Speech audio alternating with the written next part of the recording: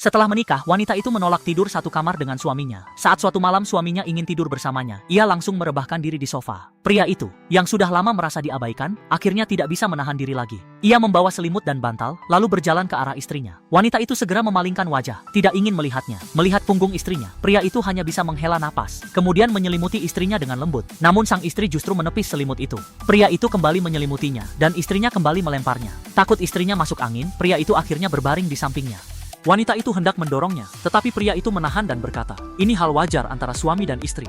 Ia pun tidak ingin berdebat lagi dan hanya bisa diam. Pria itu merasa bangga. Akhirnya ia bisa tidur di samping wanita yang ia cintai. Setelah pria itu tertidur, wanita itu diam-diam menatap wajahnya. Hatinya pun terasa rumit. Dulu mereka bukan menikah karena cinta. Saat itu perusahaan keluarga wanita sedang bangkrut, dan keluarganya ingin menjodohkannya dengan pria tua kaya untuk menyelamatkan kondisi mereka.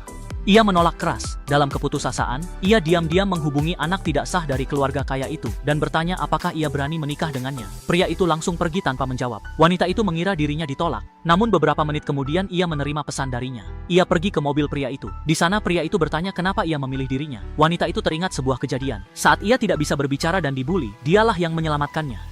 Belum sempat menjawab, pria itu justru langsung setuju menikah. Ternyata ia memang sudah lama ingin memutus hubungan dengan ayahnya, dan pernikahan itu memberinya alasan yang tepat. Setelah menikah, pria itu jarang mempedulikan kehidupan istrinya. Hingga suatu hari, wanita itu melihatnya bersama seorang wanita asing. Adiknya mengajaknya ke sebuah pesta. Di sana mereka melihat pria itu bersama wanita tersebut. Adik perempuannya langsung maju dan menumpahkan minumannya, menuduh pria itu selingkuh. Wanita itu segera menahan adiknya, tetapi para tamu mulai bergosip, mengatakan bahwa pria itu memang hanya menikahi istri pengganti.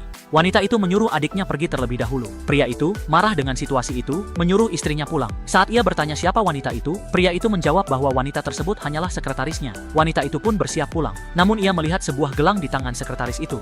Gelang yang dulu diberikan pria itu kepadanya. Ia ingin bertanya, tetapi tidak bisa mengeluarkan suara. Menurut kamu, pria itu benar-benar selingkuh atau cuma salah paham? Tulis pendapatmu di komentar ya.